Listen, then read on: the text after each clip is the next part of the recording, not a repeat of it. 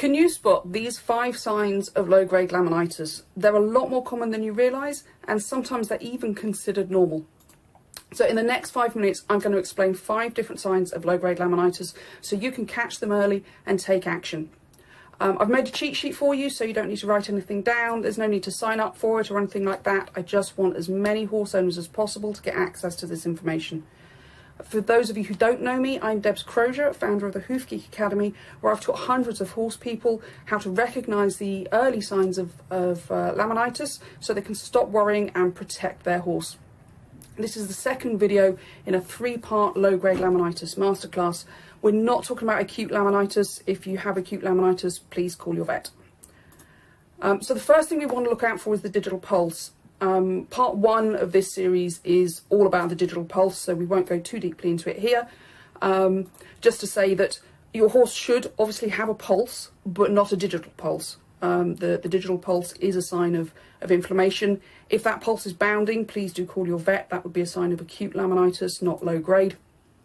But the pulse indicates that there's a circulation problem, and a mild pulse is indicating that there's a mild inflammation issue and a mild circulation problem there. So number 2 would be an exaggerated heel first landing. Sometimes it might be a short choppy stride, but that exaggerated heel first landing can almost look like they're walking in flippers. The toe sort of flicks in the air and they come down quite heavily on the heel.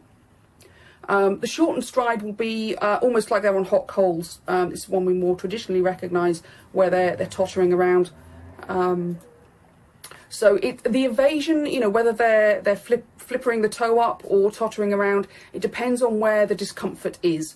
So you can get opposites going on. That's not uncommon. And we're looking at a horse who's walking on a firm, flat surface. You know, if they're in sand or in mud or something like that, it won't count. Just when they're on a firm, flat surface. So you can see with Vanya here, as she walks towards the camera, that you've got that flipper, particularly on the right foot, in the way that it lands. I've slowed it down for you as well. If you look very closely, you'll see she's having trouble turning as well, which we go into later in the video.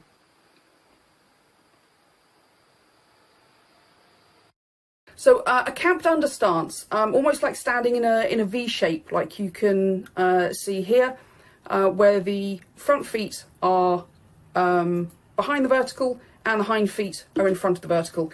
If you have a rock back stance, that is a sign of more acute laminitis. Call your vet for that. But for low-grade laminitis, they often put the front feet behind the vertical, not push them out in front. So almost like elephant on a drum. Difficulty turning. So if they plant their feet and twist around when you're trying to turn them, or you know, they pick their feet up and down very fast, there's a number of ways they can do this. If they rock their weight back onto the hind end while they're turning, so they sort of move the front end round and then the back end follows it round. Or sometimes people just say they're off on a circle. Quite often it will be described as they're fine in a straight line and they're not quite right on a circle if you're lunging them, something like that. Essentially, they're avoiding weighting the side of the hoof capsule, and that would be a sign that you've got low-grade inflammation in the hoof. So any of those things can all show discomfort in the hoof. So this is Vanya turning. It's all a bit clunky and reluctant. The front end comes round and the back end's following along behind. If you actually look at her facial expression as well, you'll see that she's showing some signs of discomfort in her face. Growth rates are obviously individual to each horse, but circulation and pressure affect the growth rate, and inflammation affects circulation and pressure.